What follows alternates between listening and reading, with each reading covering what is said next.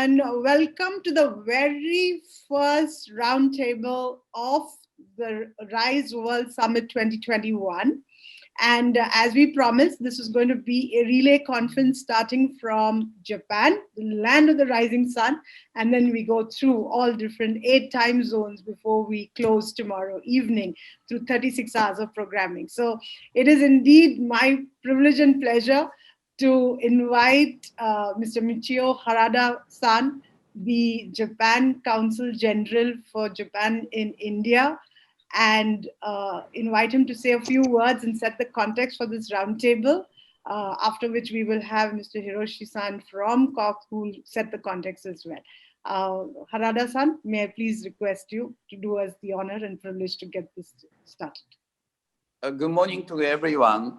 I'm Michio Harada. I live in Mumbai and working for the Japanese government.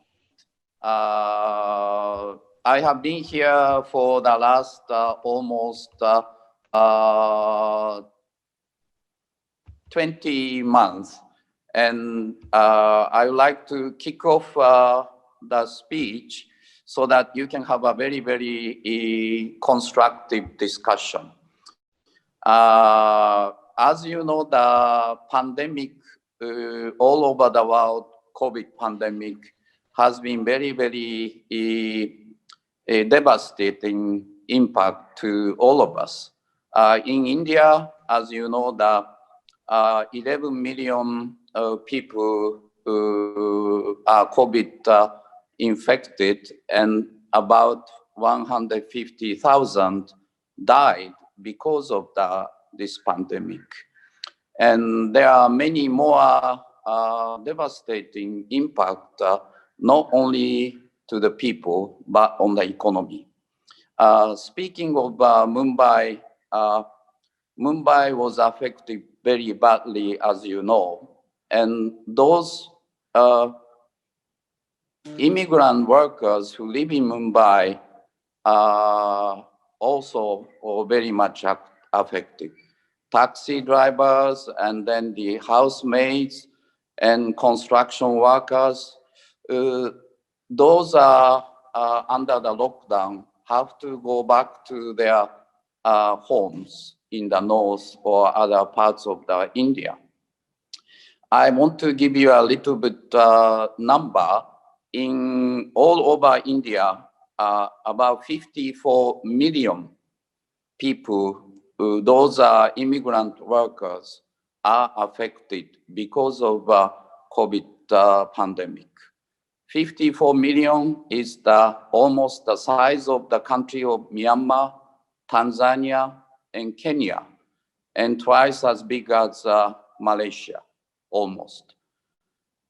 Even in Maharashtra only, 10 million people, more than the size of Hong Kong, where my wife lives. So right now, I think 75% of those immigrant workers all over India came back to where they used to work. But some of them, of course, have lost their job. I think it's this RISE Summit and also this so-called vulnerable workers topic is a very, very interesting idea. And I really like to congratulate on the organizers for this kind of roundtable summit. I think JICA and Japanese government are really supporting how we can help those vulnerable workers. And I would really like to all the participants to have a very, very good discussion and expressing their very, very honest analysis and opinions. I think this COVID had a great impact, as I said, not only the workers, but also economy and supply chain. and gave us a very, very significant challenge for our future. It gave me a tremendous change in my work style. I have been hosting so many dinners and receptions at my home before lockdown, but completely stopped my diplomatic activities almost for 10 months. I started to do a little bit of work, but still very difficult to have such a huge occasion or reception to continue my work. I think there are so many challenges in front of us, not only this pandemic issue, the climate change, and then inequality among the poor and rich, among men and women. The SDG goals are becoming more and more important to us. I really hope this session, Roundtable Summit, will be the forum and then great inspiration for all of us. I strongly believe the strong force to change the society and the future is the ideas and innovation and free discussion. So I really hope this successful roundtable. Thank you very much. Thank you very much, Harada-san. I think that really set the context. And, you know, as you said, we are here to deliberate and we're here to have breakthrough interactions. And I seriously hope that that is what's going to happen, because we want everybody into the conversation and to make sure that we have something really interesting, and not just interesting, but impactful to take forward with us. Now, I would like to invite my co-moderator and head of, sorry, can we please mute ourselves? Yeah, Caux Round Table, to please take this forward. Hiroshi-san, please. Thank you very much, Karen. My name is Miho Kado from Caux Round Table Japan, and thank you very much for all joining this session. And as Harada-san kindly mentioned, when JICA, Japan International Cooperation Agency, is running a survey on protection, on the impact of COVID-19 on vulnerable workers. And Caux Round Table Japan is supporting the project with IHRB Japan. And we want to take this opportunity to collect information and exchange views on the situation of vulnerable workers as a part of this project. And we want to discuss with experts and all the participants about how the vulnerable workers are affected by COVID-19 and what the situation they are facing and what kind of solution they may have, they can receive. So I can share this one. So those are the target area of the survey. So we want to seek for your inputs and your your valuables, expertise and knowledges on this topic. Thank you so much. So from here, and our executive director Hiroshi Ishida and Karen both facilitate the session. Okay, thank you very much. Just this concept of this roundtable. And Kalon, I think we should take a lead and see how many comments and ideas regarding on this vulnerable workers related to this COVID-19. But before we start moving on this roundtable, I just like to take, because we don't have much time, and the time is very limited. So I like to suggest one thing. that if you have any comments related to those target areas of these countries, which is, she mentioned 22 countries, we will very much appreciate if you give me or us what kind of the vulnerable workers related to this COVID-19. You can raise through the chat and then give us this information. And later, we would like to contact and make more detailed information. So this is just give us the learning process, what kind of the topics and agenda you have in your countries, in your activities. So we would like to deliver those messages to JICA and the Japanese government and all of our colleagues who are joining us in a key organization like an IHRB and IJM and others. We will be delighted to have this exchange our expertise opinion as well. So thank you very much. And Carlo, I think we have 3 parts of the tables. Maybe you take a lead and see how it goes. Absolutely, absolutely. And I think, as you said, this is not just about an issue that has been in a particular area or in a particular country, but as you pointed out from the list that you are working on, this is something that you are seeing across 22 countries. So that's like really a fairly large area to be covered. And I think we've got experts from across multiple locations that have come over here. In fact, actually, it is a bit of a difficult situation in a roundtable like this to really call some people experts and not others, So it's very difficult because we know that most of you, if not everyone over here, has been working right on the ground, and working in multiple ways on this issue, which we've all seen explode during the pandemic. So while every one of you over here, we acknowledge your expertise and we look forward to your feedback, we just want to acknowledge a few experts with whom we have engaged prior to the roundtable, because we believe it's important to bring in those particular views as well. And so from that point of view, maybe Hiroshi-san, maybe you could just mention these experts, and we can then spotlight them to acknowledge their presence over here. But they are here to be part of the conversation, and then of course contribute to that. So Hiroshi-san, over to you. Okay, thank you. So maybe I'd like to request from the IHRB, Neil Wilkinson, as we have been long partners working on this business in human rights. And COT Japan, we particularly focus in Japan, but we really have appreciated working with IHRB, who expanded and give us a lot of learning process on this topic. So Neil, you are my teacher. So tell us what kind of the issues.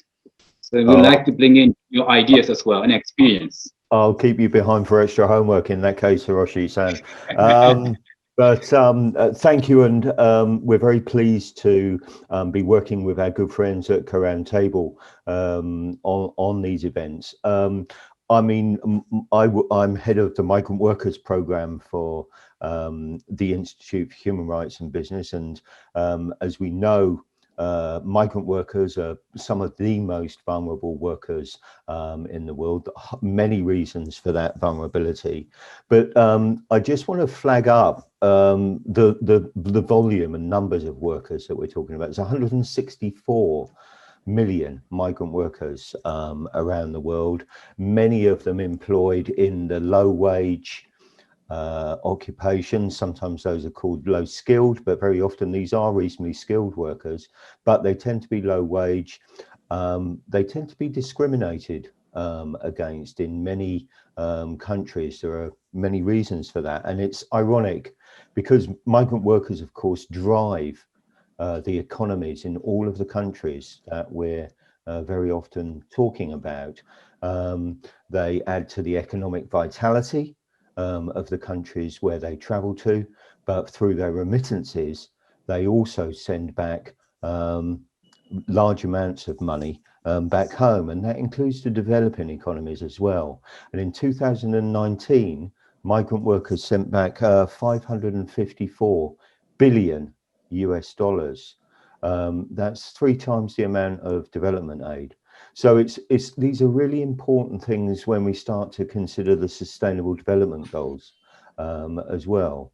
And so when we consider the employment of migrant workers in particular, we're not just talking about their impact on those companies and company supply chains of Japanese companies.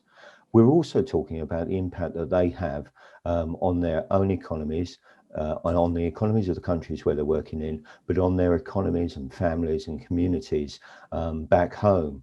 And these are other reasons why we need to try and get this right, to make sure that migrant workers in particular are protected in the supply chains of all companies, and in this case, in the supply chains of Japanese companies, where there are such an integral part.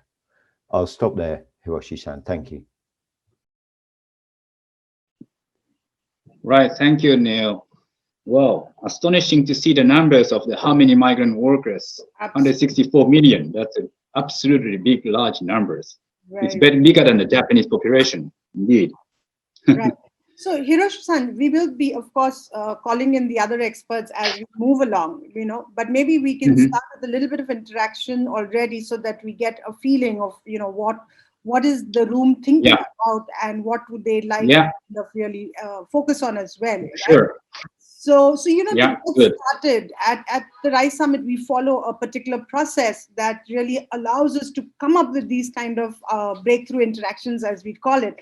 And so for that reason, we want to start first with what we call are the challenges that the room sees. Many of you have already worked on the ground. Many of you have already been trying to solve these problems. So if that's the case, you must be finding some kind of challenges. And that I would request, if there could be anybody from the room who would like to share some of their experiences, we would be very happy to do that. May I also request the attendees who are in the audience to please put it in the chat, any data or information that you have, and we will try to bring you back into the panel discussion as well, into the roundtable discussion as well. I'm sorry, because we have no panelists. So yes, can I see anyone from the group on the room wanting to share some experience from the ground? Can I have someone, please? You could put up your hand, or you could just start, since we have not yet got anybody else. Yeah. Yeah, if we have multiple people, then that's the problem. But otherwise, we can definitely get started. So anyone with their hand? May I? Yes, absolutely. Please go for it. Yeah. Good morning, all. My name is Abhilash. I'm a professor here at in Cochin in India, southernmost tip of India. I do take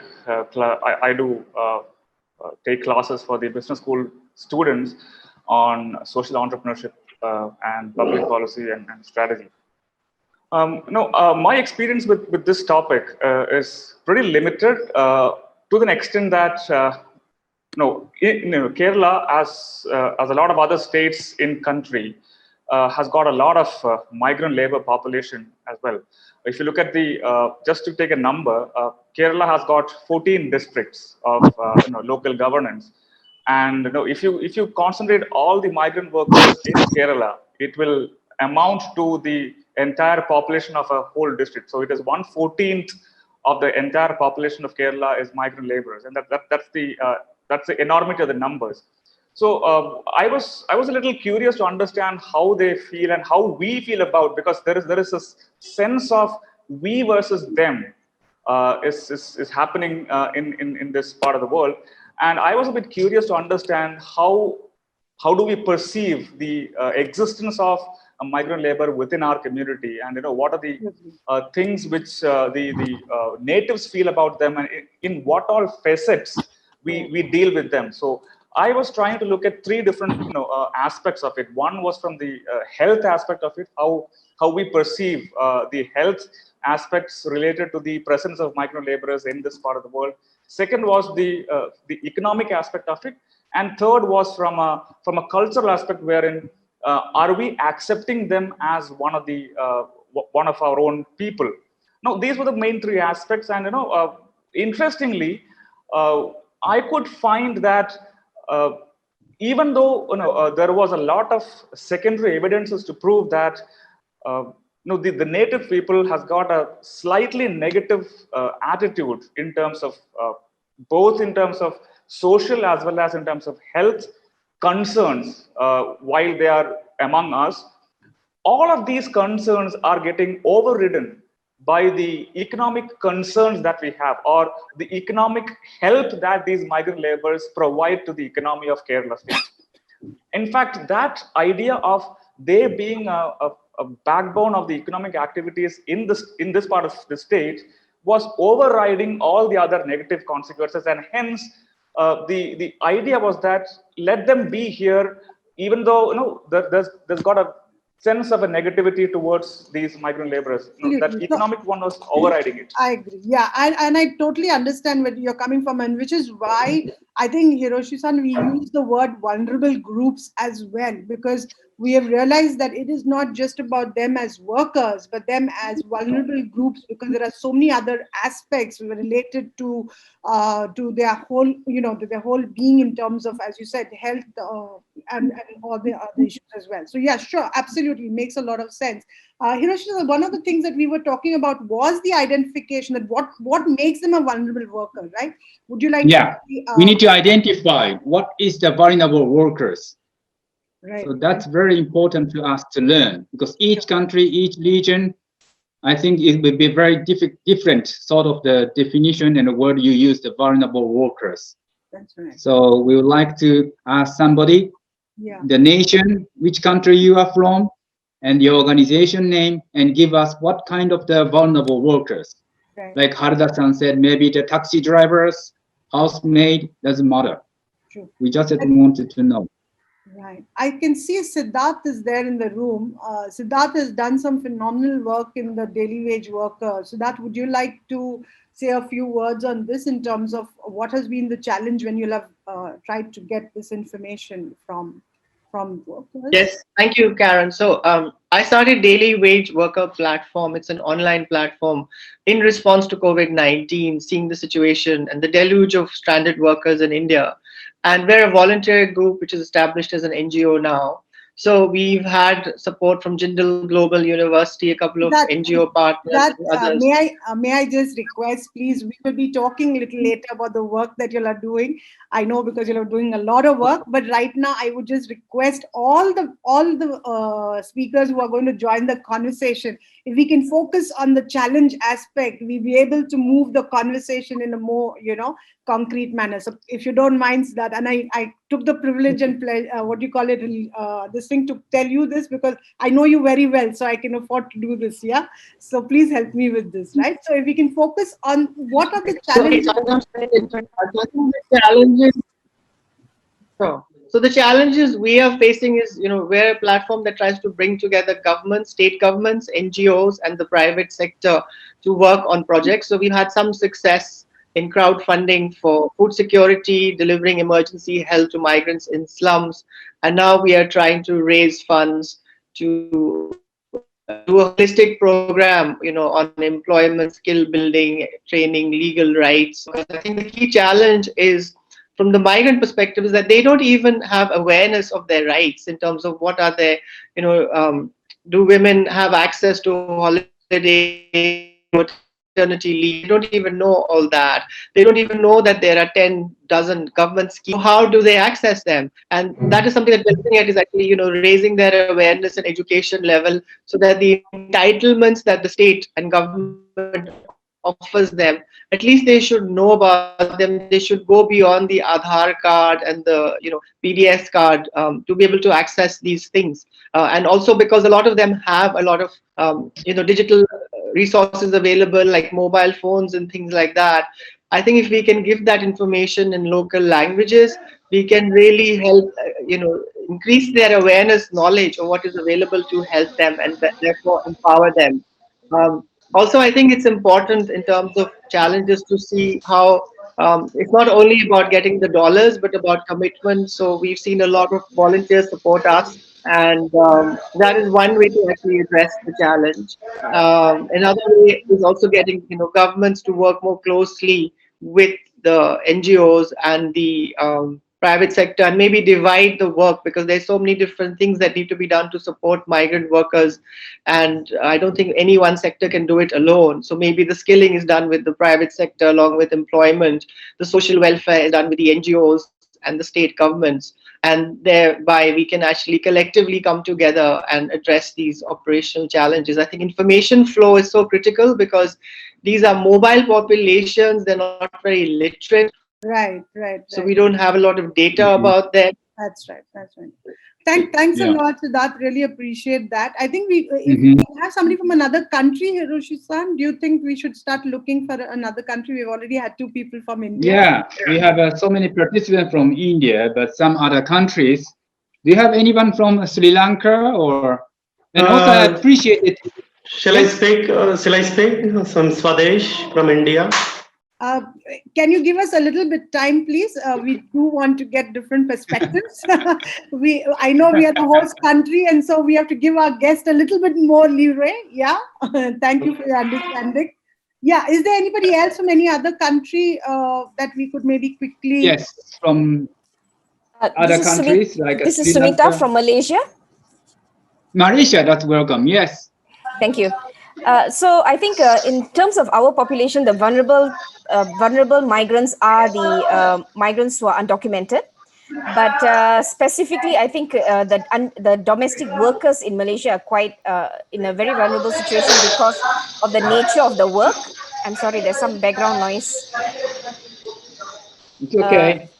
So the isolation of the type of work, and the isolation of the workers.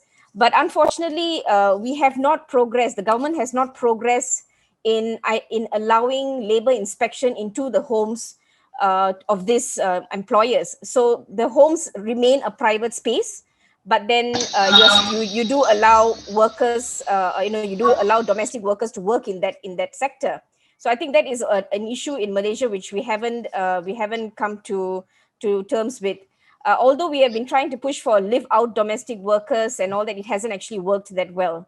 Another sector would be, of course, the plantation sector, where the workers are very in the rural areas.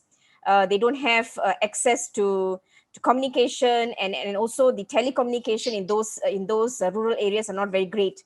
So to contact the embassies, to contact NGOs for assistance is quite a challenge for them. So these are the 2 sectors are quite vulnerable in terms of Malaysia. Thank you. Thank you very much. So the first thing you mentioned is about a homemade who are working in the house. Domestic workers, yes. Malaysia Okay. only allows live-in domestic workers in Malaysia. I see. Yeah. So plantation is more like an palm oil industry or Yes. the rubbers and so on. Yes. Palm oil. Palm oil. Okay, I understand that. Okay, thank you very much. Agriculture. Did you say agriculture as well? No, agriculture is a different sector. Plantation is primarily oil palm. In Malaysia is oil palm sector. Oil palm. Okay. Okay. Thank you for clarification. Very important information. And others, you have Bangladesh. We have southern Bangladesh. Yes. Hi, Hiroshi-san. In terms of our the definition of migrant workers that we are most familiar with, the first is the voluntary migrants that we receive from regional areas of Bangladesh to urban metros, which is, I think, was captured in the document that you have shared in the textile and apparel industries, which is one of the topmost areas of migrant concentration that we see. Then the second is domestic help. Now, these are all national. So these are also voluntary migrants, people who are coming from regional Bangladesh to cluster in urban metros. And most of these are women, so not necessarily men. And the third is educated yet unemployed youth. So because of the COVID-19, there has been a significant, a social collapse in terms of the job market. So it was bad before in terms of the supply of educated youths to the availability of jobs in Bangladesh, but it's far more difficult as of now. The fourth is displaced people from Pakistan before the country's secession in 1971. So we call them Biharis. So they have very specific communities in slums in urban metros. So essentially, and they have very significant limitations in terms of which job they are essentially entitled to do. There are historic job trends like being a hairdresser and whatnot, which they specialize in.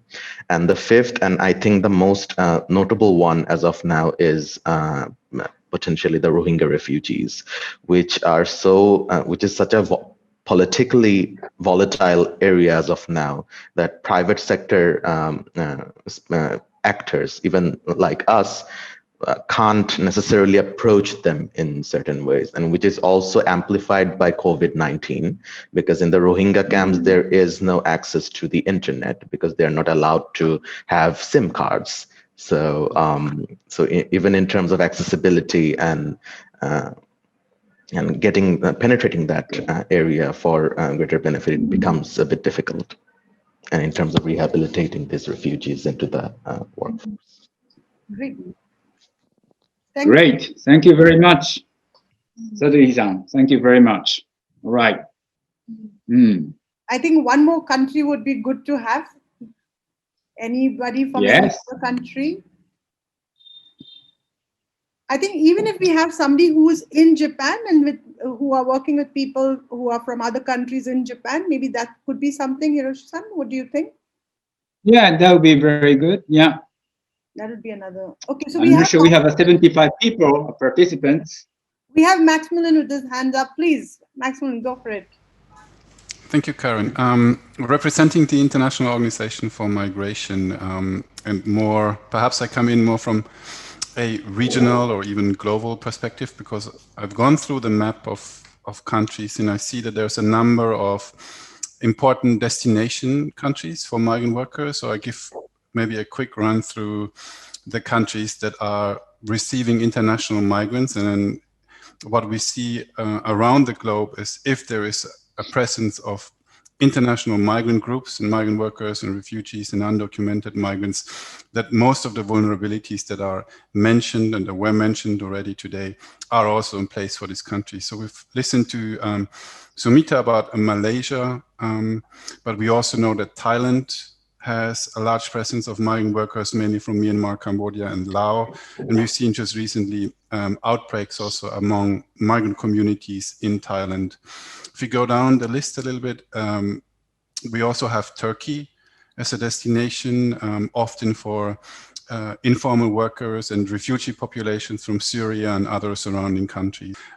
We also have Brazil, who is receiving very large groups of Venezuelan refugees moving into Brazil and other surrounding countries. The same would apply for Colombia, for example. So that's a huge influx at the moment in Brazil. The next country would be Mexico, which is at the moment less a destination country for migrants, but more a transit country.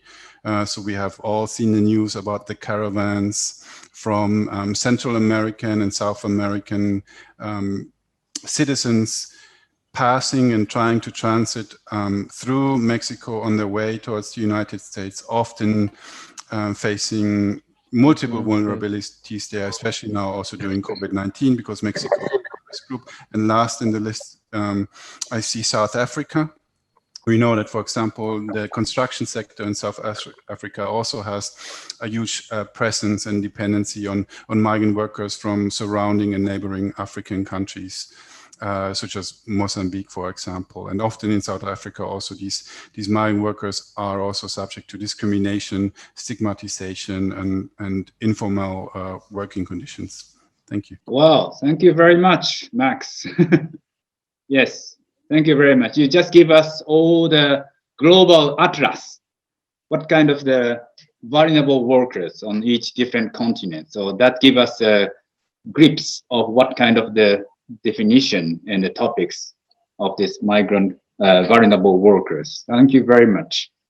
And also, Karon-san, I can see there is so many chat in behind of our discussion. Yes. And it seems to me we really have appreciate for those giving opportunity to write down in this chat. Right. So it's well, we will receive that comment. So thank you very much. Keep going, and we will see and accept, and we will take a note. And I will also appreciate in the later, after this workshop, please contact to the Kalon or even to the CLT Japan more details and what we can make a collaboration. So we will see that and make a connect in the future as well. So thank you very much for your great participation. Okay. So Carol, is that be okay that we are making a lot of definition and a word, each continent and country have a different sort of the word of the vulnerable workers. So absolutely. I can see their challenge as well.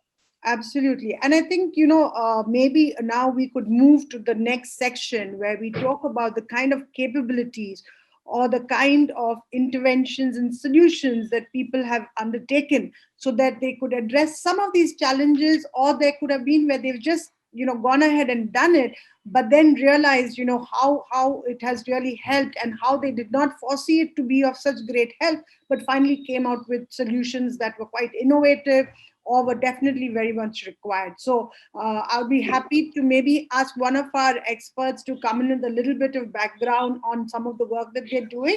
Hiroshi-san, you could maybe suggest someone? Yeah. Oh, I see. So I have a great honor to suggest who wants to talk. So, how about McLeod? Yes, absolutely. Yes. Yes. I can't see his. I think I thought that. Yes. I'm here, very much here. Yes, thank you. From the IJM. Yes, Chennai. Wonderful. Thanks, Hiroshi. I think quickly just to talk a little bit about the vulnerability aspect. Okay, just before that, brief description about IJM. So we basically are an organization that works on the issue of human trafficking and bonded labor in the country. We work primarily to strengthen state, central government capacity to tackle the crime of bonded labor and human trafficking. One of the vulnerabilities of migrant workers that we often don't talk about is to this form of exploitation that involves a lot of labor trafficking and bonded labor. We've seen numerous rescues by the governments of different states. So we've assisted governments in some of these rescues. One thing to be aware of as the country in India prepares for the future post the impact of coronavirus, they've seen a surge in the rise of cases of bonded labor and human trafficking. I think just the sheer decimation of jobs with workers already burdened with pre-COVID debt and now having to take on fresh debts just to subsist on, renders them more vulnerable as they're being taken back to industry. We have to understand that the migrant workforce is a subset of the unorganized workforce. There are strategies in place for contractors to keep this whole labor force footloose. And one of the main reasons is it works in their interest that they don't peg the migrant force or the unorganized force to any one location. So circulation and labor nomadism is a common feature of the migrant force. Therefore, the vulnerability to deception, coercion at the time of recruitment to different sectors is something that we need to be aware of. If you see the number of reports in India on the clampdown of just from some source states to destination states on labor trafficking, you'll be amazed at the numbers that is involved in the vulnerability of migrant workforce to these issues. So I would say in terms of looking at some solutions, I think there's a lot of discussion by large businesses at this time to look beyond just the worksite issues to ecosystem solutions. And the ecosystem solution should tackle or should address collaboration with governments. You need to tackle the area of looking at state-to-state cooperation or interstate cooperation on let's say on recruitment corridors. How do you ensure safe passage of workers to the various industries? We did a recent rapid assessment, and we found that a huge population of migrant workers, they migrate with their families. Children are unaccounted in many of these destination states.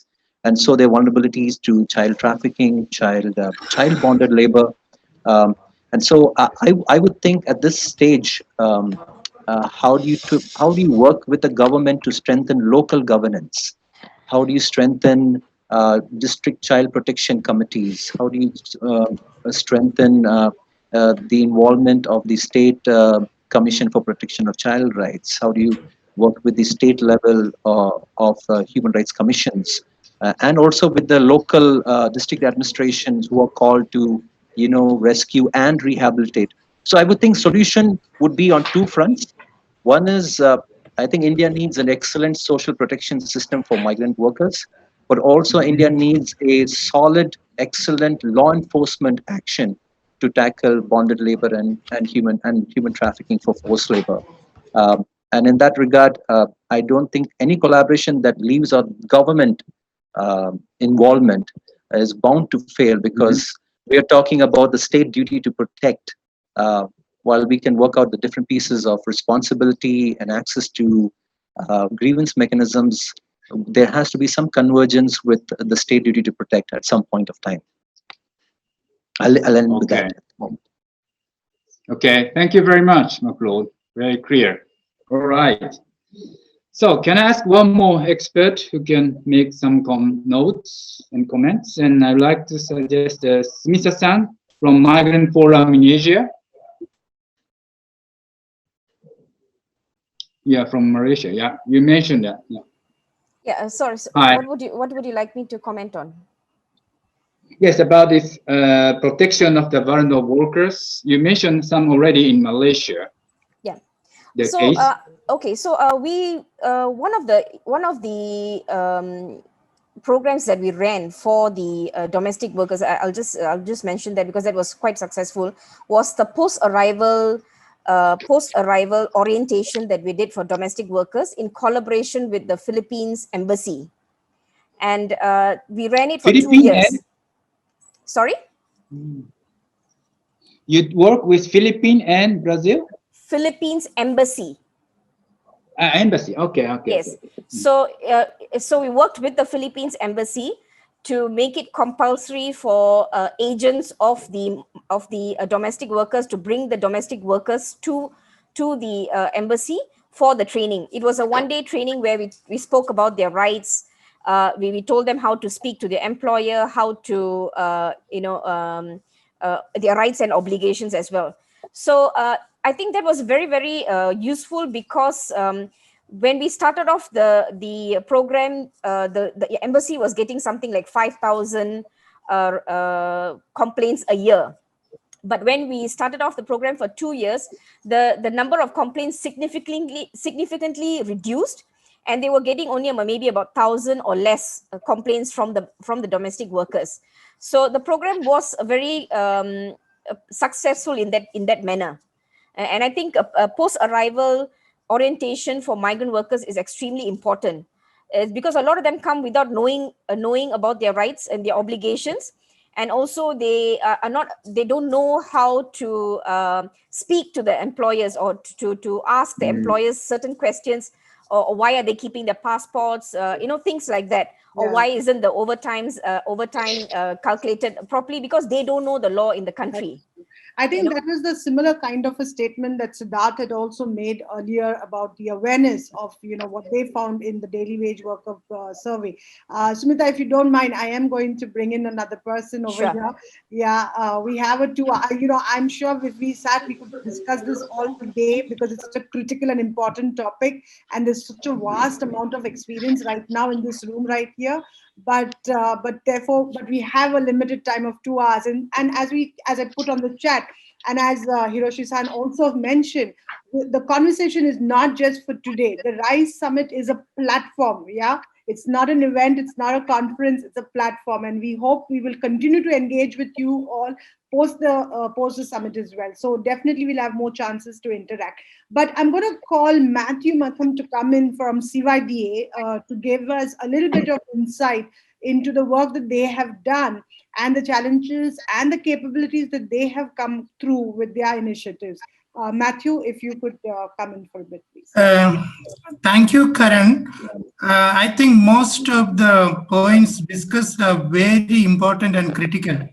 The issue of vulnerability, and we have found that the more illiterate and also people coming from a different caste and different state, the vulnerability is much more, and especially when they are unskilled. And there are many challenges. There are many policies. There are many policies favoring them, but many of these policies are not also implemented. We have one of the problem is that many of these migrants are not registered, so they are not counted. And we have two major portals, especially in the state of Maharashtra. And I mean, it is difficult to register them in the portal due to certain policies. For example, every migrants engaged in construction work, they need to get a 90 days certificate from the employer, and very often this employer or the contractor doesn't give the certificate. Second thing is also many of the people engage this migrant, they are not legally licensed. There is also contracting and subcontracting also is happening, and industries engage a contractor, and that contractor engage subcontractor and subcontractor, and then there is a large number of exploitation is a possibility, and their access to water, housing, and there are multiple issues. I think we need to work collectively as globally as well as at a national level. And I would say that we need to really come out with appropriate policies and and ensure adequate implementation of the migrants in every country. Thank you, Karan. Thank you very much, Matthew. I think that really does bring in this. I'm very sorry, but we missed a very, very important point, step in all of this. I think our enthusiasm to get into the conversation was so much that we completely forgot, and we were so focused on everybody's expertise, but we completely forgot to do the round of introductions. I always believe in the line, better late than never, right? I mean, it does not matter how late you are, as long as you at least try to do it. So with that in mind, may I please request everybody to please, I'm sorry, my own video I put up, to please rename yourself. I think if you all know how to do that, I think we are all now getting so zoomed out, right? So if you could just go to your name in the participant list or on your screen, you can just rename yourself. And I would quickly request everybody just put your name, yeah, and your name, your organization, and your country, please. I know Shizan is having a good laugh at me because I said this is such an important step when we had a pre-session briefing, and I completely forgot to do that. But as I said, just excited. Yeah. It's not a big issue. Right. So maybe just give everybody. Okay. So we want to know what kind of the other topics you related, what kind of yours have been practiced already, other than we have some of the expert he has explaining, but some of the people, do we have any friends from African continent who could give us some practical sort of the case? No. We don't have yet. But maybe Professor Menon, because he's had so much experience across the world, actually, Yes. I would maybe like to request him to maybe say a few words about his experience and interaction with so many people from so many different countries. So, Professor Menon. Great. Yeah, thank you very much. Hiroshi Ishida-san, I think it was actually a very extremely important topic on the issues of migrant livelihoods, and this is something which we saw as part of the COVID-19 outbreak.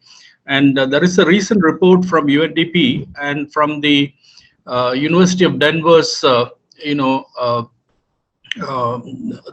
Pardee Center for International Futures, which say that the baseline estimates of the COVID impact on the migrant labor is that we will have 44 million people pushed into extreme poverty and deprivation by 2030. And they say that a high damage scenario would actually put another 207 million people. So which means 251 million people would be pushed to extreme poverty and deprivation by 2030 in the high damage scenario. And we are seeing that in many countries around the world. So I think we would need to also recognize that many of these people would be in South Asia. And, and that is, I think, a worrying factor because, millions of people who are pushed into extreme poverty and income inequality, widening as a part of the COVID-19 should actually come up, should compel us to come up with alternatives, innovative alternatives.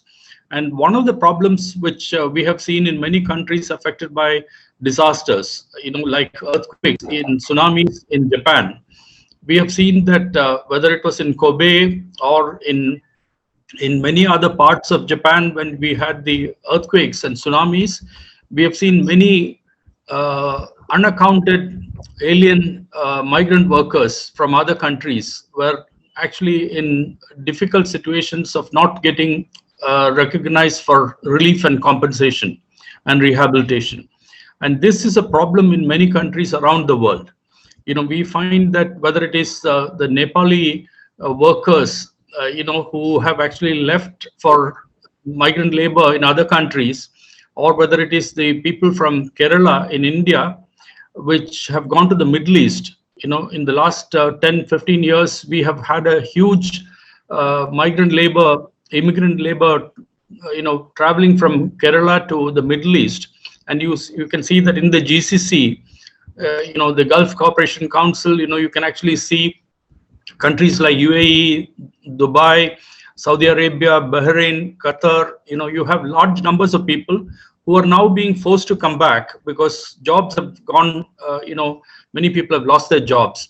So this, I think, is a problem in many parts of the world. And whether you see people who are actually, going back from the cities to the villages, they need rehabilitation. And I think one of the most important challenges is that most of the interstate migrant workers, leaving the villages and coming to cities in search of jobs, do not have the opportunity for access to education, access to health, and access to social protection, especially when they have elderly people, who have to go through either terminally ill diseases like cancer or, kidney dialysis or chemotherapy and radiation. They do not get the benefits. And I think this is one issue of social protection, of ensuring health and education, which is very important. And especially because of COVID and because online education started, there is a lack of access to online education for the children of migrant workers because you do not have access to laptops or smartphones or even internet connections or even power or data plans. This has been a problem for many migrant workers, and many people will be dropping out of education, dropping out of schools. So this, how do you really make sure that, these people are supported? And even if we are able to take, most vulnerable sections, who are minorities, who are, Dalits in the Indian context, or from the backward, socioeconomic backgrounds, can we ensure that these people are protected? Absolutely. I think that will be one major challenge. And if you can come up with innovative social policy reform, which can accommodate the needs of some of these people who are hit by natural disasters, climate change, and extreme events, I think that would be a great help to the families of these migrant workers. And I would also like to mention one more thing before I close, is that, there are 4 major frameworks which we have been seeing. One is the Paris Agreement on Climate Change. One is the Sustainable Development Goals with 17 goals. And one is the Sendai Framework for Disaster Risk Reduction, which was signed in Sendai, in Japan in 2015. And the 4th is the Urban Agenda, the new Urban Agenda. And these 4 frameworks have really got a very bad hit during COVID-19. And many people have actually, all the hard-won gains in the 5 years have been reversed in most of these 4 frameworks. So we need to look at that, and we look forward to your support from CRT and from JICA and the Japanese government and the the government to basically come up with solutions which will help millions of people in different countries around the world. Thank you very much. Thank you, Professor Menon. Thank you. I think Max has had. Thank you very much, Professor. Max has got his hand up, Hiroshi. I think we could ask him to comment. Yeah, I cannot see it, but please, Max, go ahead. Yeah, sure. Thank you. I was able to quickly look up some activities from the IOM on the African continent. Oh, nice. Oh, thank you very much. And found a newsletter from our colleagues in Ethiopia. So I just give you a readout from the work that we've done with the IOM in Ethiopia to assist the Ethiopian government, mainly with the return of migrant workers during COVID-19. And the number is 40,000. So IOM and the Ethiopian government worked together, or IOM assisted the Ethiopian government with the return and reintegration and assistance of 40,000 Ethiopian returnees, mainly from Djibouti, Somalia, South Sudan, or Sudan, the Kingdom of Saudi Arabia, and Kenya. The activities that this included was health screening, the distribution of protective equipment, non-food items, provision of temporary accommodations and shelter, and also training and support and equipment support for health workers, information campaigns for vulnerable populations, especially migrants, and then also special assistance for children and women, including women empowerment training. So that's a snapshot of the activities that we've done in Ethiopia, and I think in a number of other African countries with the IOM. Quickly also on the assistance we provided in the Asian continent or Asian countries.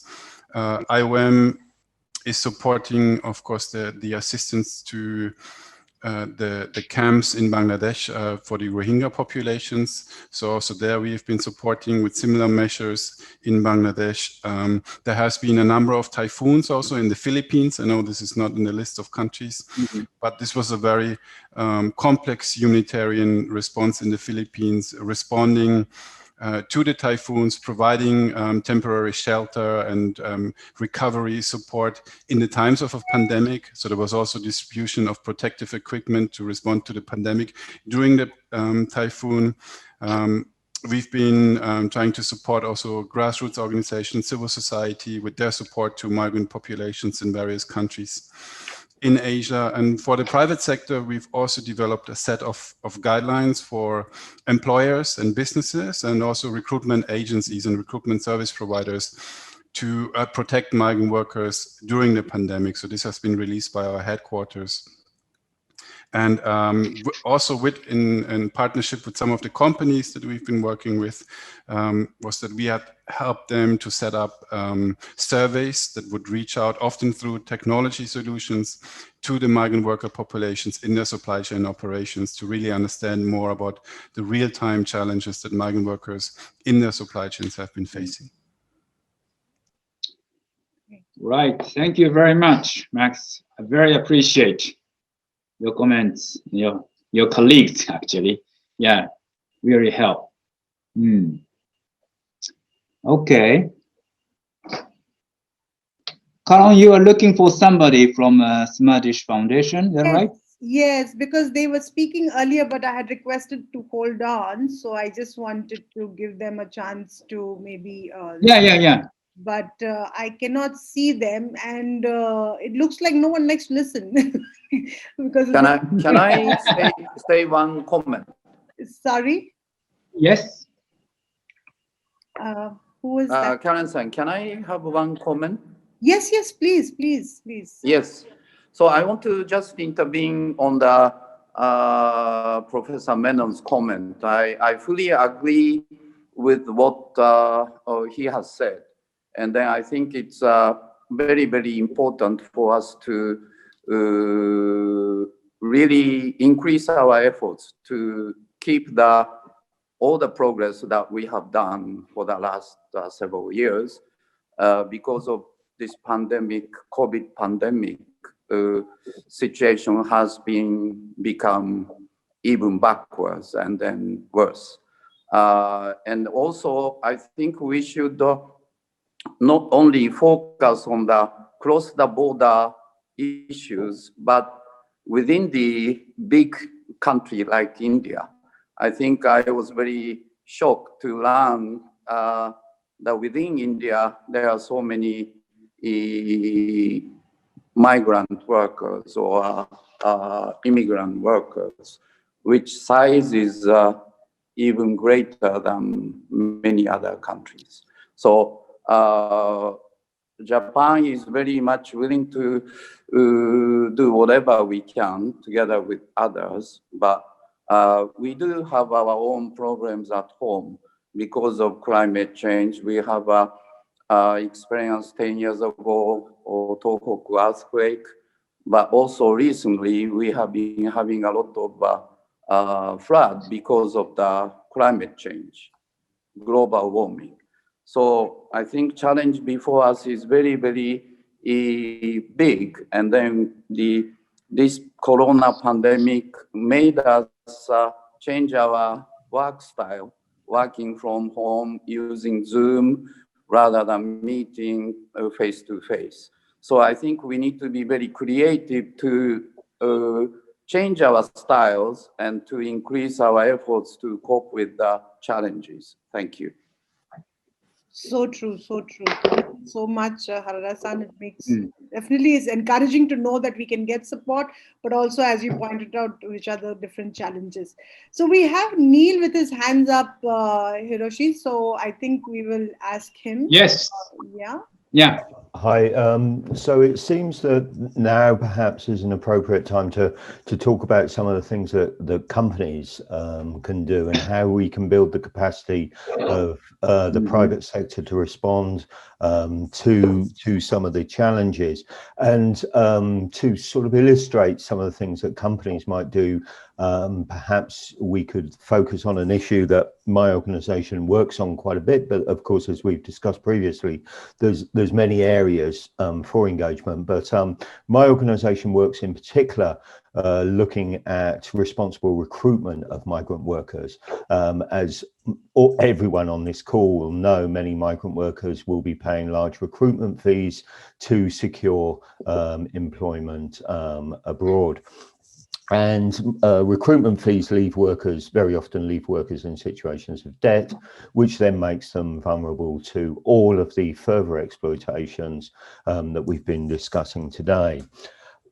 The private sector response to this needs to be sort of considered. And I think that companies need to get to a certain level of maturity to be able to address these issues effectively. And it starts with sort of understanding your own supply chains. You need to map out what your supply chains are, where workers are coming from, the conditions in the factories that you are contracting with, and that you know takes effort and it takes time.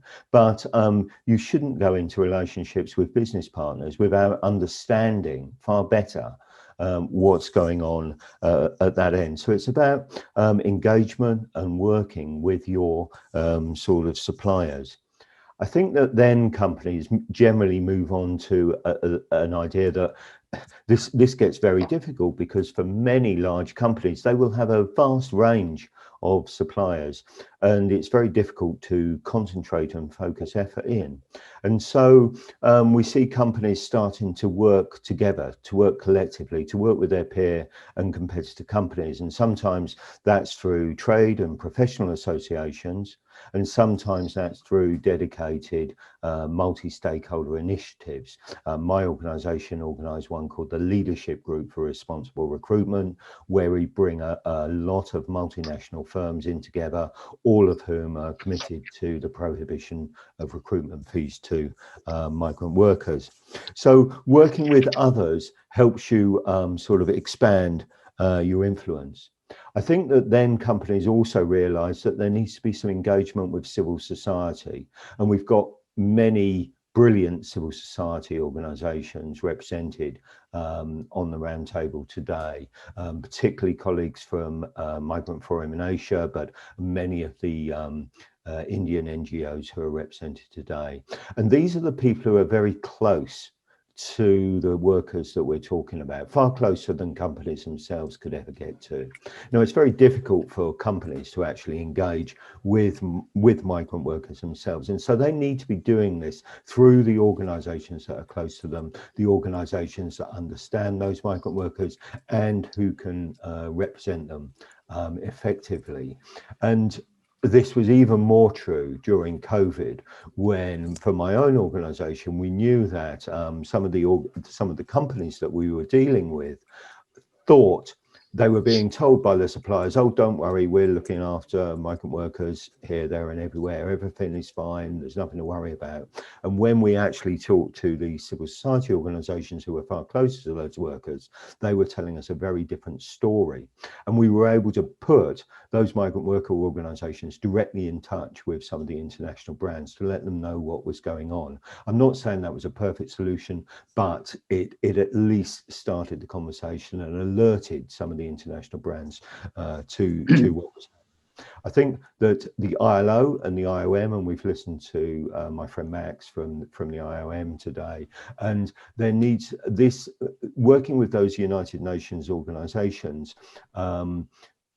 might seem daunting, but actually it's a great way for companies to begin the engagement, because that way you have access to a lot of collective knowledge and access to government that very often you won't have. And that leads us on to the final part of this, which is about political engagement. And several of our commentators today have talked about this need for a political engagement as well, because otherwise we simply end up with well-meaning companies trying to do the right thing, but it becomes isolated incidents, and what happens is the good companies simply get undercut by the bottom feeders, by the bad. And so ultimately there does need to be some form of political engagement. Now that can take two forms. One, it could be that companies engage directly with their own government, or through the ILO and the IOM with governments in other countries. And that's what we do within the leadership group. We try to make arrangements for businesses to impress on the governments where they have their supply chains located, that they support moves to improve workers' rights and things of that nature.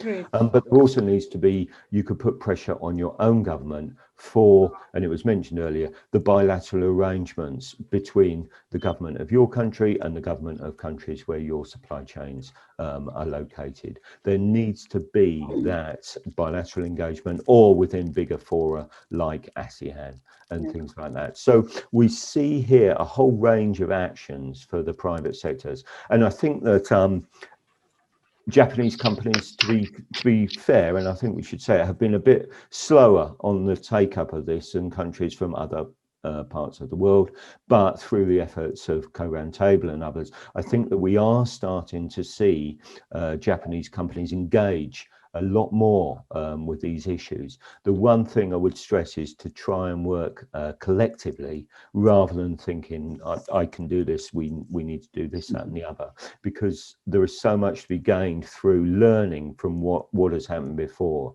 There's a lot of knowledge out there, and events such as this are a way of drawing in that knowledge and trying to sort of expand it and expand the influence of those companies. So working within multi-stakeholder initiatives and within professional associations is very much a way of expanding your influence. Absolutely. Sorry, that was a very long intervention, but hopefully just helped. Perfectly fine, I do understand. And I'm actually going to extend an invitation. We are going to have another roundtable on SDG accountability. And I would love to hear some of these things repeated in that roundtable, because that's going to be focused more on what corporate responsibility is all about, and to achieve the SDGs. Thank you very much again. And, you know, I was just browsing through the few names that have actually written down their NGO, their names and the country they are from. And I happened to notice there was some from Singapore, and there was somebody from Germany. We do want to bring in, voices from across the world, because this is a World Summit. So I would request, I mean, I'm not going to put anybody on the spot, but I would definitely encourage you to please just jump in or raise your hands if there are already multiple people speaking. Then do raise your hand so that we could bring you into the conversation. Yeah. I also see some really great NGOs who I know have done some phenomenal work in India. I just Gunj, Spark, and so many of the others that I kind of quickly glanced at the list of attendees. And I really encourage you to speak up and take this opportunity, because we are here. As Neil was just saying, there's so much of knowledge out there. And the more we can share that, we can then change it into an actionable, because knowledge is great, but if we don't change it into an actionable, it does become a problem. So I would encourage you to please speak up, use this opportunity. This is not a webinar, this is not a panel discussion, this is your roundtable for you to talk. Yeah. So great. Please, over to you, Hiroshi-san, if you think there should be someone important. Yeah. So we would like to know some people coming from Singapore or Germany, maybe, and some of the NGOs as well who had a very good experience. We just wanted to know and learn from all of your excellent works. Yeah. So don't hesitate. I think people are so used to webinars and panel discussion that they get silent because they've been actually told that they can be a part of the whole conversation. So, right. Very? Karen, can I please. Can I kind of just add my own experience? It's very small. This is Dr. Simi Mishra from Connecting Dreams Foundation, based out of Delhi, India. Yes, please, Dr. Simi-san. Thank you. Thanks so much. So my experience of working with migrant workers has been very, very recent and very small, I would say, compared to the rest of them. But I did want you to highlight a few things. One is that while I'm working with migrants who have come to India, an exchange program or an open corridor that we had from Pakistan into India. So these are people who were in India, went to Pakistan during the partition, and under the a new policy initiative, they have chosen to come back to their home country. Now, having come back to their home country, the biggest problem that they are facing today is not cultural or religious, but it is, focused on their livelihood and how do they kind of, get started once again, because they are now into an alien land with no means of working. And I'm not talking about the ones who are educated, but the ones who really kind of, do menial jobs and are actually classified as either semi-skilled or unskilled workers. So I have been working with a very small, group of some 60 people who are there in Delhi. And they are all, like if you look at the pictures and everything, you'll be like, man, this is worst case scenario. It couldn't have gone worse.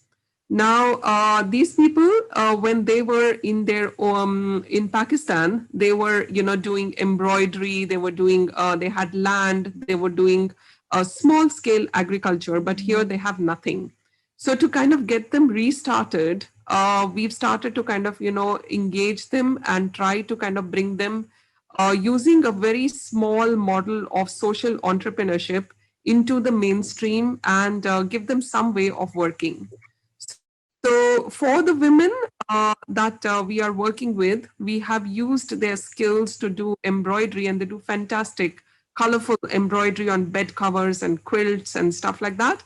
So we are kind of, taking them, setting up a marketplace for them, and trying to mainstream them and give them some, like at least some profit coming back to them. So that's my small engagement with them.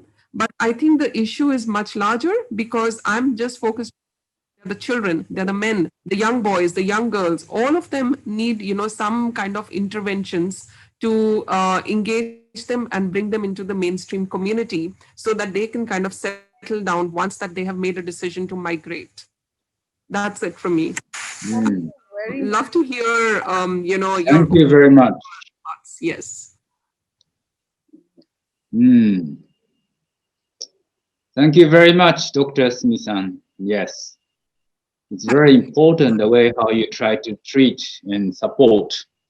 Even the number is not so big, but it is very, very vitally important. And you know, okay, appreciate very much. Yeah, Hiroshi-san, I think that is one important, aspect which we don't think to focus on too much is about self-employment and entrepreneurship opportunities.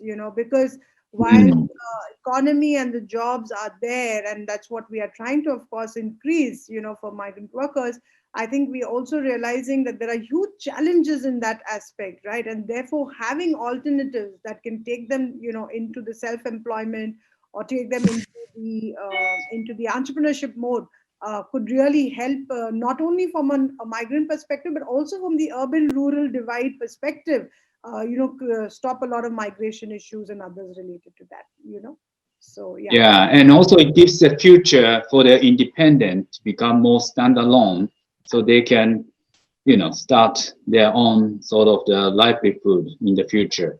Correct. And they will give livelihoods to others, isn't it? So absolutely, yeah, absolutely. That's good. So that's it. That's a ripple effect that is there, and one person employed will kind of, if I'm going by the data, actually gives employment to about 5 more people within a year. So ours is a very small initiative, but that's the model that I want to kind of, adopt so that. See, typically what happens is that with NGOs, when they work on the ground, as long as they are working in a supported and a, brought together, cemented way, the community flourishes. But the minute the NGO exits, everything starts to. So with the social entrepreneurship model, what I want to do is to give back and, enable them to kind of, sustain themselves. So that long sustainability is doubtful. Yeah. So that is that's something that I'm trying to do. Thanks a lot, Dr. Smith. Thank you very much. Very appreciated. Excellent. All right. Hiroshi-san, we have their hands up. There are 2 people. Yeah, sure. Up. So we have Amit that I can see. So maybe we can bring in Abhilash. I know you also got your hands up for some time, but please give me a little bit of leeway here because we do want to bring in a few new voices. I would request you, please do put down your thoughts on the chat as well. Yeah. As I said, the conversation is going to be multidimensional. Yeah. So do bear with us. Yeah. Amit, over to you. Please go ahead. Right. Thank you, Karen. And good afternoon, Hiroshi-san, and good afternoon to all the participants. Absolutely delighted to be part of this. This is a very unconference kind of a format. And I must compliment, the entire team for bringing so many voices on the table. Typically, panel discussions get limited to a very small inner circle of participants. So thank you so much. So KPMG, as an organization, we are working with a lot of multilaterals on the issue of social protection in the country. We are working with the World Bank on a project in West Bengal where we are helping with the women's social protection program. And currently, we've just started a project with JICA, which is actually focused on the migrant labor issue. And we are commencing a study which shall be completed over the next 6 months. And I don't think there could have been a better opportunity to start this conversation, get connected with so many stakeholders in the ecosystem. There's so much of depth of ideas that are all around. So I've been very intently listening, making my notes, and just my 2 cents on this. And just Dr. Simi, who just spoke before me, I couldn't agree more with her that we have to go beyond the traditional solutions. And looking at, other than social protection in terms of what the government can do and what, organizations can do, I think making the migrant labor self-reliant, giving them other sources of income. And just to add to social entrepreneurship, perhaps also a very big leg up on financial literacy, which seems to be missing.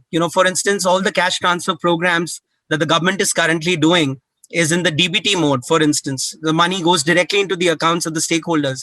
But let's honestly ask, how many people in that social strata are even aware, about the various modalities of accessing their accounts, etc. We've been hearing a lot of numbers and statistics being rolled out, but what is the actual empowerment of this group to be able to be financially independent, to know, how to kind of transfer amounts, how to receive amounts, etc. So clearly, we are seeing a big push towards digital payments. It's only important that we do not lose sight of improving the financial literacy aspect to it. The two more very small points that I wanted to make around, missing out the gender lens might be, a big risk, because predominantly most of the migrant labor that we see in our cities particularly are males. And, somehow many of the solutions, even though, unconsciously, are actually directed towards, the so-called breadwinner of the home. And I think there is a need to look at a broader approach of a household economy approach, as we are also looking at as an approach for our study, where we will not only look at, what's happening to the migrant labor at the destinations, but also looking at what's happening back home in terms of, access of their families, to various kind of services, whether it's food, whether it's education, whether it's healthcare, because it's all connected at the end of the day. And, we know many of the women folk back home are actually part of the rural employment guarantee program. They're working as well. So, we need to look at a very comprehensive household economy approach, because many of the distressed households have actually sold, their valuables, etc., to just keep up, with their daily expenses and are barely surviving. So I think that is the second point. And one more vulnerable group that comes to mind is, that of tribals. And I think one of the participants did mention that before. So, for instance, I was reading about this particular tribal community in Dahod in Gujarat, which actually, in large numbers comes to Ahmedabad and Gandhinagar for about 7 to 8 months every year. They do not have any kind of identity either in the city or back in the village. They belong to no man's land particularly.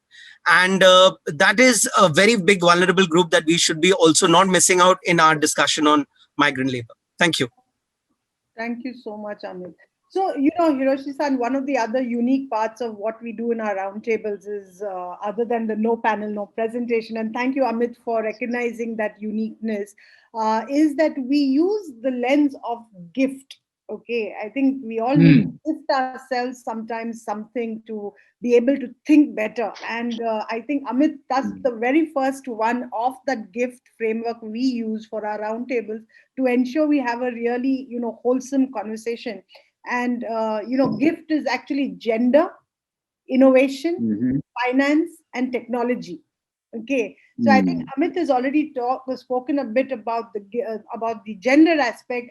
I would really request if some of the other speakers who are now going to start speaking can start looking from the lens of the other three.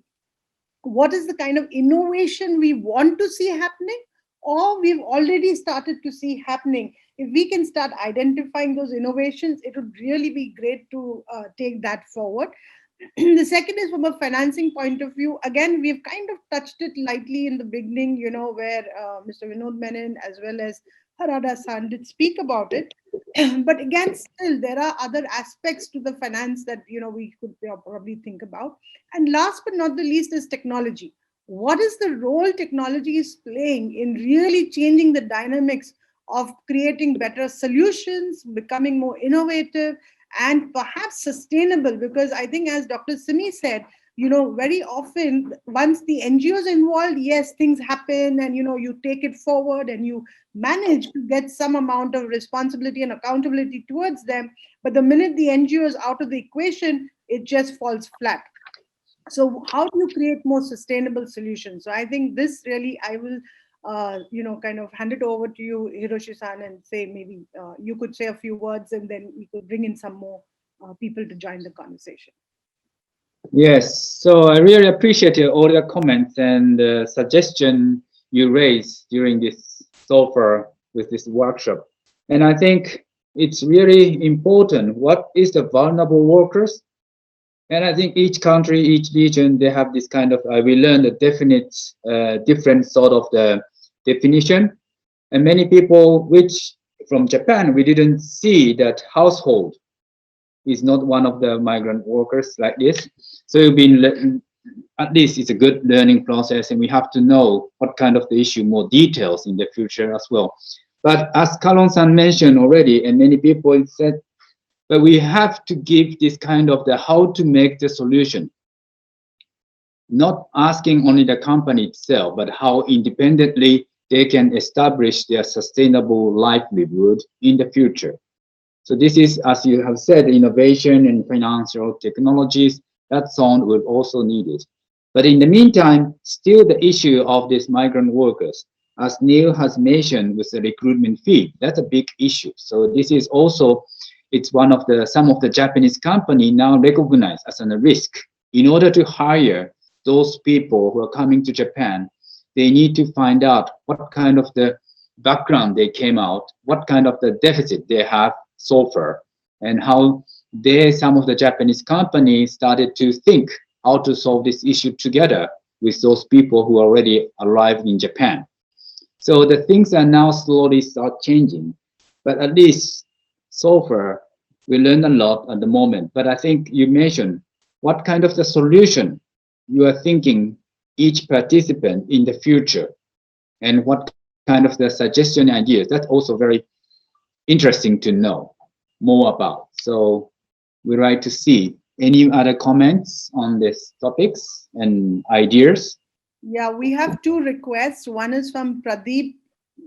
Yeah, Pradeep, I think you can come and you've been with your hands up for a while. And then we will bring in Girija Deshpande. And we have Antonio after that. So we have three people in a row. We are coming to the end. This is what happens in the roundtable always, you know. We start slow, and then after that, everybody wants to talk, and then we are running out of time. So we have half an hour remaining. That's one. Amazing. It's my experience every time. And when I tell people, you know, 2 hours, it's like, it's too much. People drop out of calls. I said, not our kind of roundtable discussion. So let's not waste time. Pradeep, over to you. Yeah. We have only half an hour, and I know there'll be now many people wanting to speak. So if we can keep it really crisp, will be nice. Yeah. Thank you, Pradeep. Over to you. Thank you, Karun. I'm very happy to learn from you all on this migration and its resilience, and it's taking forward with its innovation and inclusion process.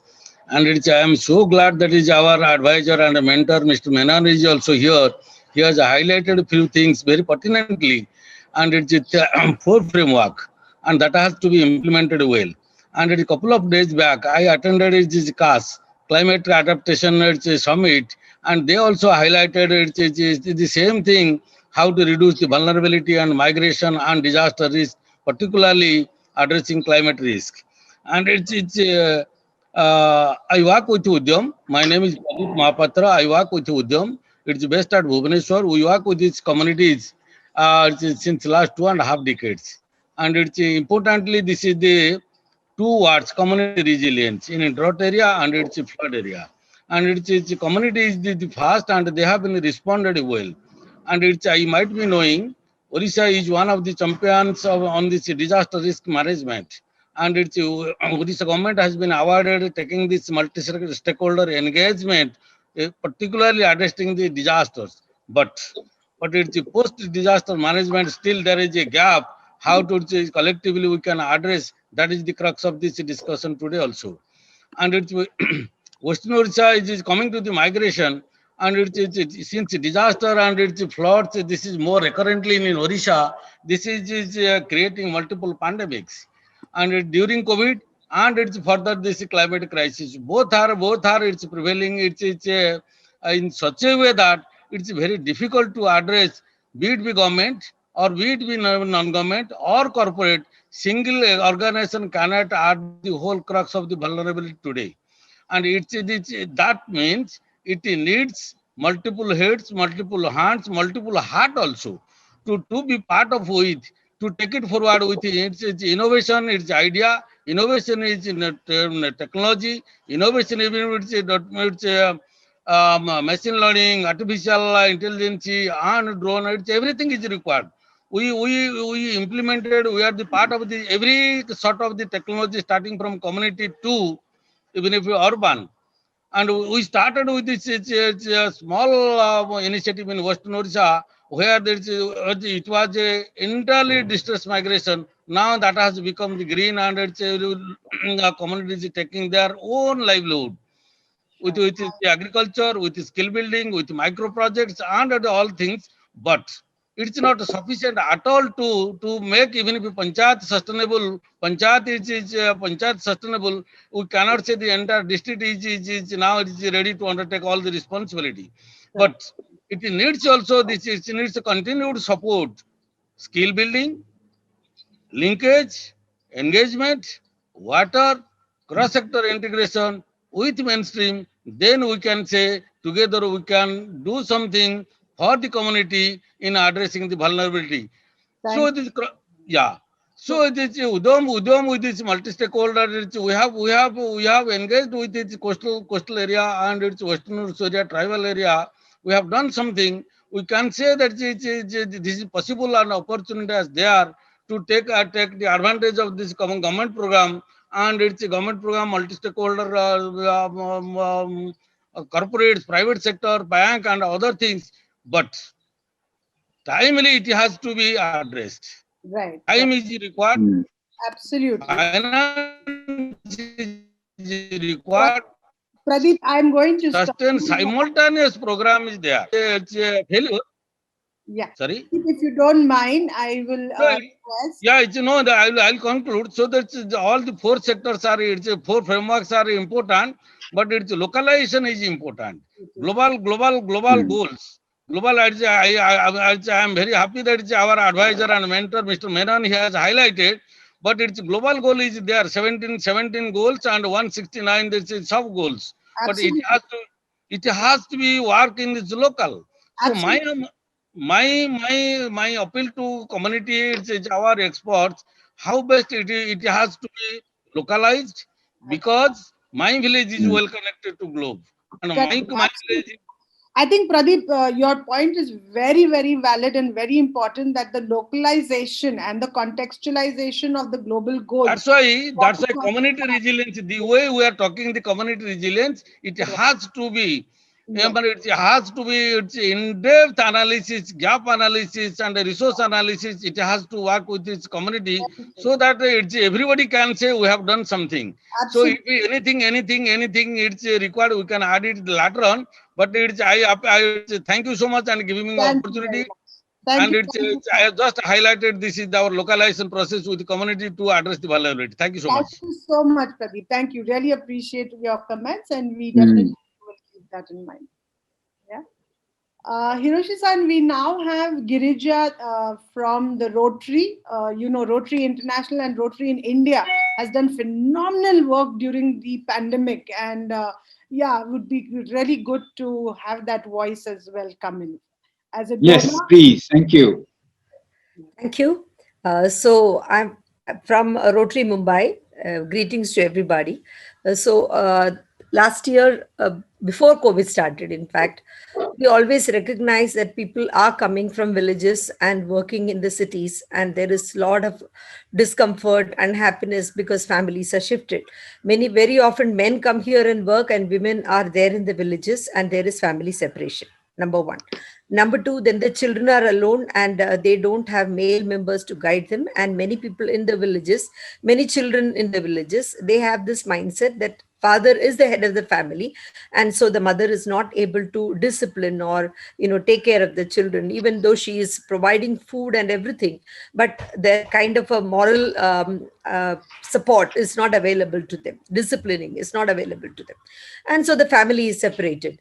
So we looked at certain issues, and we have been conducting need assessment surveys, and then we found out that in this village in Aurangabad, we took as a case study.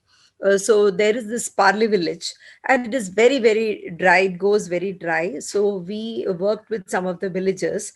We convinced them because of there is this expert called Mayank Gandhi who is working with Global Parli. And with him, we worked with the villagers, and many villages have become empty because the farmers are not able to sustain themselves with the produce that they have, and so they have shifted to the cities, or part of the family is there in the city and the rest of them are languishing in the villages. So we did a study, and then we decided that probably we did 1 or 2 years worked with them, and found out that we can probably help them do alternate cropping, that is with fruit trees. Okay, so their sand was testing was done, soil testing was done, and so accordingly they were advised that they could go for lemon, guava, mango plantation. Drip irrigation will be done. So drip irrigation, last year I was president of Rotary Club of Bombay Powai. So we executed this project, 197 acres of land, 150 farmers. Their life is completely transformed. What we have done is drip irrigation is provided to them, and they have been given training how to manage it, and then the sand testing is done, and we have provided saplings, and the saplings have been implanted. Then COVID came, and now all the training is given online, and the farmers, anytime they know, they can connect with me via Zoom, via WhatsApp. They call and talk with us. So intercropping is done in between, but otherwise part of the land has been cultivated. So what happens is 5 to 6 times the original income they are able to get. So there is no need for them to shift from their villages to the cities. Cities also do not become overcrowded, and the villagers are able to live in the comfort of their homes, following their own culture, the kind of food that they have been eating, the climate that they have been used to. They are very happy in that environment. So this is not only an innovative approach, it is actually going back to the roots. I think this model organized for us. We were very lucky that Borosil Glass Works, they funded this, so we were able to work with them. So if Girija, organized, I'm it will be sorry. really helpful. Yeah, Girija, I'm very sorry, but now I think I'm going to have to start cutting. Yeah, that's it. I just wanted to share this. Thank you so much. Thank you so much. Yeah. So I think now we have the voice from Germany willing to come up and talk. And as I said, this is the hands start raising only when the time is running out. But Antonia, yes, thank you so much. Please, it's all yours. Thank you very much also for encouraging me to speak up, because I didn't felt that I'm really allowed to, because I worked with refugees and migrants before the COVID, and today I'm representing as a volunteer the Allatra movement and the global project Creative Society. And from my also subjective perspective, what we're observing today, it's not that new even due to the COVID, because, for example, in Germany, we had wonderful conditions in comparison to many other countries for migrant workers and refugees, social insurance, different possibilities for education, and the way to be engaged in a new job and so on. But, also a lot of money were spent at the wrong place, or just there were a lot of attempts to defeat the problems that have completely different origins. So and today, participating as a volunteer, I see that it is, we have to go back to the roots and to change the conditions globally, because we also seen during the COVID how much we are all as humanity interconnected, and all the problematics. Even I read here the comment of Mr. Kumar. Mr. Kumar. I'm sorry, I'm just looking for the last name. Murthy. About that the migrants stand still migrants. This is true, because it has to do a lot with inacceptance in the society, and there are a lot of areas we have to work in, and that's why I would like to invite everyone to be engaged in a global project, Creative Society, which stands for not only artistic way to look at our society, but it is a broader perspective to build a new conditions based on human rights, implemented in a practical steps, and so we can defeat the origins of our problems today globally. So just diminish the reasons for migrants to be separated from the other part of society, and to look globally at our world, because this is today also the best chance to do so. And this summit is the great opportunity for it too. That's why thank you very much for bringing us together today. Thank you very much. That is the objective of the Rise World Summit, to bring in multiple voices from all parts and all sectors. It's multi-stakeholder, multi-sectoral. So yes, thank you so much. Hiroshi-san, do you have any thoughts into how we want to, because we just have 15 minutes remaining, and if you have some specific thoughts about how you want the conversation to be now kind of closing, we do still already we have to close, huh? Exactly. And this is what we find at every RISE summit. People, then find 2 hours too little. So, But before I'm making any remarks, I have my colleague also from ERM Japan, from Kenji-san, Yasumoto-san. Are you here with me now? He's also one of the project's colleagues who are leading this project with JICA. Kenji-san, Yasumoto-san, are you here? Oh. Yes, sorry. Oh, okay. Sorry, I'm having IT issues now. Okay, so as far as we have been listened to their rich experience of these topics related to the vulnerable workers. Before I'm making any remarks, could you just say something to the participants or any thoughts? Okay, thanks everyone. My name is Kenji Yasumoto. I'm my AHS consultant of ERM Japan. ERM is one of the leading environmental health and safety and social consulting firm in the world. And we are undertaking surveys related to the vulnerability of the workers, especially focused on the impact due to the COVID-19. And it was really, really helpful to hear your voices from each countries who is engaged on the local communities and who know deeply about the issue related to workforces. And currently we are working on an inception report of this project, and then we are planning to visit each 22 countries to take a few studies, and we really need your help to complete our report to incorporate the specific local specific issues related to each countries, and also we will also want to know what actions you have already implemented or you have already considered in your. No matter what the current condition is, we also want to know what action you're planning to implement in your countries, or what idea you have so far. You have a great idea in your resources when you need any fundings. We can recommend to JICA to consider creating a project in your countries, so that we will be able to, as JICA, we will be able to help improve your preparedness or resources in how to deal with those the pandemic issues. So so please with us. We're really happy to hear your opinions, your ideas, and especially like hear the voices from Indian people, because people talk a lot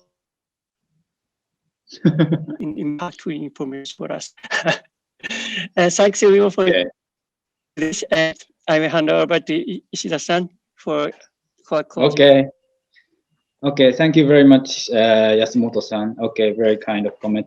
I think this is just not the end. I think this is just in the beginning of this, how we try to challenge and tackle together.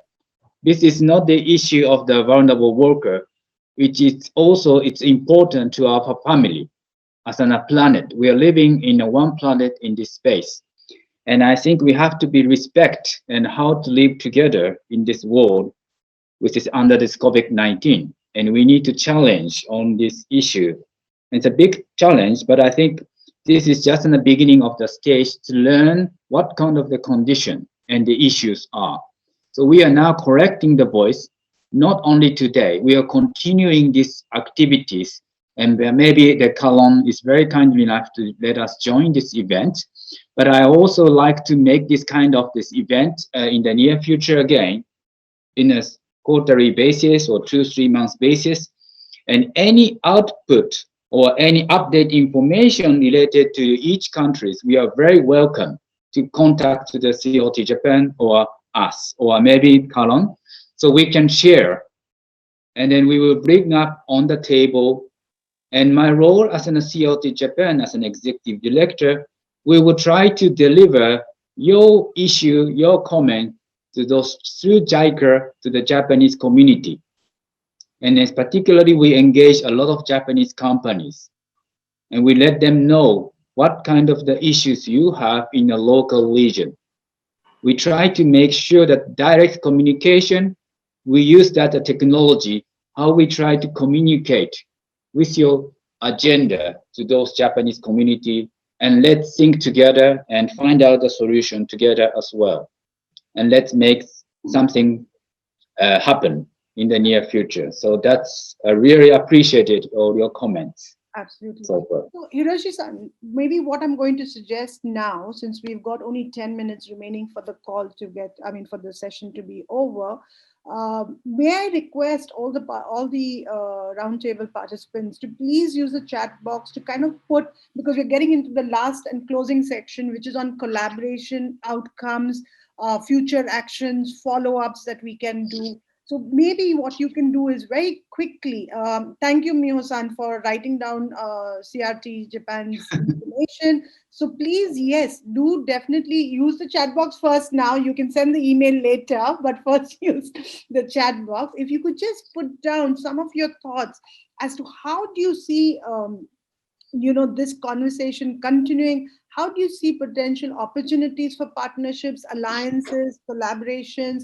What do you think we need to do, in terms of maybe knowledge assets, right? Because as we said, there are a lot of knowledge assets, but converting them into some kind of an actionable that can be used on the ground, and localization and the context that we spoke about. So any suggestions, ideas, I would ask you, please look at the chat box and start typing away over there, because we will take a lot of note of all of these and come back to you individually. Yeah. And hopefully even together collectively in some time. Hiroshi-san, there was one more is from Swadesh, because as I said, I felt very guilty. I stopped them in the beginning. I don't want that to happen. So Swadesh, definitely give you an opportunity. Please go ahead and. Yeah. Namaste, India. I'm Swadesh. I'm a nice person, believe me. You are Karun Shiva, Mumbai, Indian. Okay, I'm Swadesh Parkipanla, speaking from Telangana. I'm a trade unionist, Pravasi Mitra Labor Union, our organization. We are working at interstate migrant workers also, who are coming from Odisha to Telangana. We are providing with the government help to facilitate them, school children, and other angle of nutrition and minimum facilities, housing, electricity, and all this, with the help of state government and district administration especially. In another part, many migrant workers from Telangana migrating to Middle East, Arab countries. Now they're getting many problems in Arab countries because of wage theft. Many migrant workers due to Corona, many companies shut down. They're reducing migrant workers in their companies. The production also declining due to Corona. Many migrant workers, they did not get wages, how many months they worked, and end of service benefits they didn't get. This is the burning issue. Many migrants from our jurisdiction, they're getting so many problems. They come back to India. How to get that wages from that nation? There is no legal system apart from this to getting while back to India. This is the issue, major issue. It is our concern. Over. Thank you so very much. And if I can quickly, oh my goodness, now we're like at the finishing line, right? So I think Akash has been very, very patient, and I know Mr. Kumar, even you. But if you can keep it really short, maybe both of you will get a chance to talk. So Akash, very quickly, please, if I could request you. Yeah. Hi, I'm Akash Shroff. I'm a BITS Pilani computer science student, and I'm a Forbes Teenpreneur. That is the 20 under 20 entrepreneurs and innovators list from Forbes this year. And I'm a social entrepreneur, and I've basically been working in areas around Pilani in Rajasthan to promote rural entrepreneurship. So when the COVID pandemic hit, one unique situation that we actually got to witness was the interesting scenario of reverse migration, right? So for the first time in recent history, the scale of reverse migration that we saw in terms of the migrant workers actually returning to their households where they faced unemployment was just massive, and which is why we came up with this unique concept of setting up in-house hyperlocal production centers to promote local craft and artisanship, and promote local skills and help them upskill themselves in crafts such as employable skills such as tailoring or stitching or various other kinds of craft which could be performed in a rural setting. And with the support of some of the Bitsian corporates itself, we were able to set up these centers and successfully provide a good source of employment to about 25 people. And to all the people present here, I would definitely be looking at collaborating with some of the other organizations to actually help scale this. And I think one of the panelists, Mr. Amit, actually mentioned quite a bit about rural entrepreneurship and how to actually move from just breadwinner focused mindset to actually looking at a household economy focused mindset. So I would definitely like to work more with a lot of such skilled people to see whether we as students could make a lot more impact in society. Great. Thank you so very much, Akash. And Akash, I'm sorry, my mistake. And we look forward to those opportunities. Yes, so I think this is going to be our last speaker from the group before I would ask Hiroshi-san to close it on. But Kumar, Mr. Kumar, please do join. But briefly. Karen, in the interest of time, I've already put my points in the chat box, so you can go ahead with the next speaker. Awesome. Thank you so much for your understanding. Sure. My pleasure. Appreciate that. Really appreciate that. Thank you so much for this. My pleasure. So, Hiroshi-san, you saw, I told you, 2 hours will go away like no time at all. And I really want to thank everybody for being super involved. And I'm sure we'll have many more discussions to take this forward. So, Hiroshi-san, over to you to give the closing remarks. Okay. So, again, thank you. Really appreciate it very much for all your comments and your thoughts and ideas. I think each person have a very rich experience, especially on these topics, and we learn a lot. But I think we also need to digest and how we try to deliver each of your very important tasks to the Japanese communities as well, to Japanese companies as well. So in order to digest, in order to develop more deeply understand your activities, maybe we need to have more connectivities. It's like a connecting the dots. It's very important. So this time we had a very appreciation with Karen, who had made this kind of the opportunity to establish this platform to connect all of you. And the maximum of the participants, at least I counted, is 93 people, which is quite astonished to see the numbers. 97, okay. We couldn't reach up to the 100, but at least we have a 97, which is very good. And also, I really appreciate the person who are the keynote sort of the expert people, particularly the people from Europe.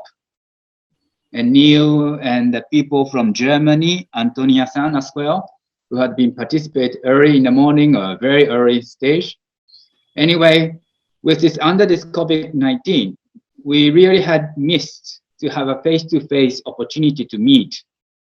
But not only that this kind of this COVID-19 is a negative impact to the livelihood, we need to think about what kind of also we can change the positive impact of our community life. So one thing, in order to give this kind of the opportunity to think about what is the most vulnerable workers and how we can change those people to more like a sustainable livelihood, could also we can overcome this conflict of build back better, as we call triple B. to find a new normal life with those people. We really need to think about, and this is also not only the government, not only the local communities issue, as a global business people as well, who has reached to these each countries and making the product and selling their services as well. So this is not only the issue of yourself, but also our issue as well. So it's good to know at least that we have an honest discussion, and let us keep continuing of this conversation, and let us learn from your experience. And I think we also need the global expertise from like Neil and the people from Max and McLeod, and give us all this knowledge and to find out what kind of the leverage we could deliver to those people as well. So thank you very, very much. And I hope we will keep in touch in the near future as well. So thank you very much, all your participation. Thank you. Absolutely. And as we close with everything else, we're going to do a group picture. So I don't know how we're going to get 80. We'll have to do all the different sections. But if we can just please put it all into gallery mode now, Ashwini, if I may request you to please. Yes, great. Awesome. Oh my goodness me. This is awesome. Okay. So broad smiles, videos on. And a thumbs up. You are our first round table. The sun has risen, literally. Yeah. and have our first picture. All right. Great. Some more thumbs up. Awesome. Karen, one suggestion which has come in is to have a RISE alumni, RISE Wow. World Summit Alumni Network Yes. on LinkedIn. Yes, we are doing that. Thank you so much for mentioning. That was part of my housekeeping. We are starting. Ashwini, do you want to quickly maybe say that as well?